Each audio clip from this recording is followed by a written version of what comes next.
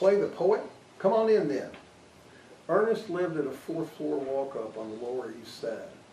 He didn't seem very excited to see Clay, and Clay soon discovered why. Ernest was a rich kid working at becoming a junkie. He unrolled a smelly pallet for Clay in one corner and paid no attention to him at all. Puerto Ricans came and went, all with needles and money. Ernest had even shaved off his beard. "How's Ira?" he said. "Tell him I said hello." "When?" asked Clay. "When you go back." "I'm not going back. I'm here to stay." "Here?" Ernest looked doubtful.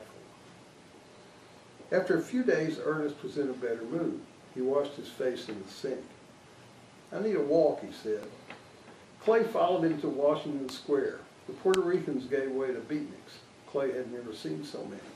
He tried to act cool, nodding at a few. Ernest seemed to be in a hurry. They passed through the park and knocked on the door of a townhouse on 12th Street, just off Fifth Avenue. "I want you to meet my cousin," he said. "Her name is Mary Claire, but we call her MC." The door swung open, and so did another door in Clay's life, or so it seemed to him, not only that day, but for a long time afterward.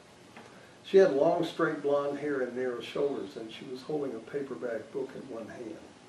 Some girls look good in glasses. She looked Ernest up and down. "What are you now, Puerto Rican?" she asked scornfully. He was wearing one of his tropical shirts. "I see you're still a racist," he said. "I'm not one because you're not Puerto Rican," she said. "You're not even a black sheep, just gray."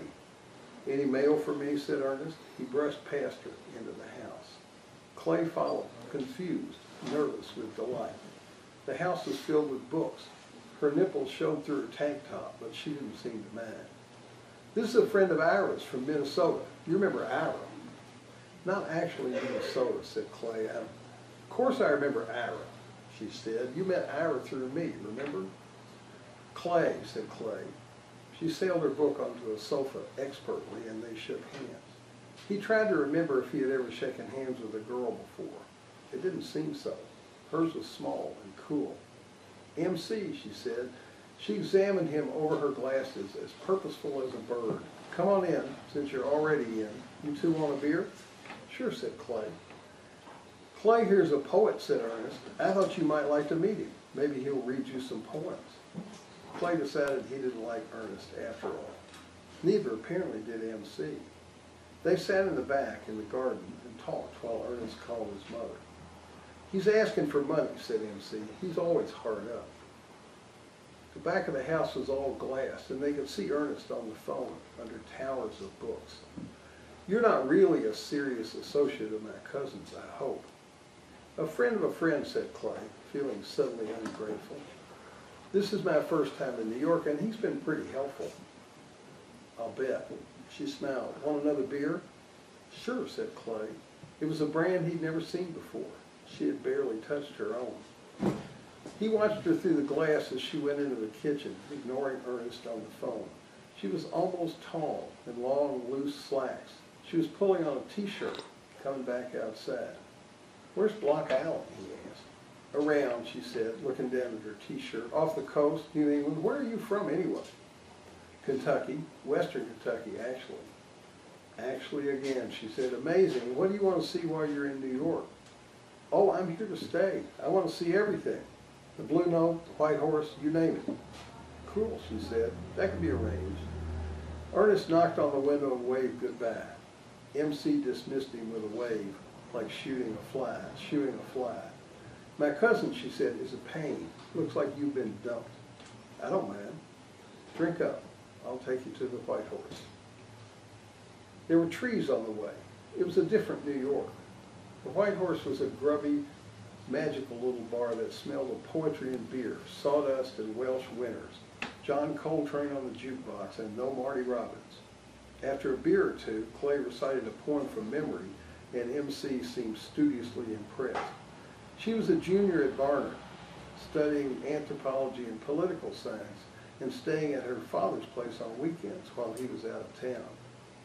"He's out of town a lot," she said, "especially since my mother died." "I'm sorry," she nodded. She nodded. "What does he do?"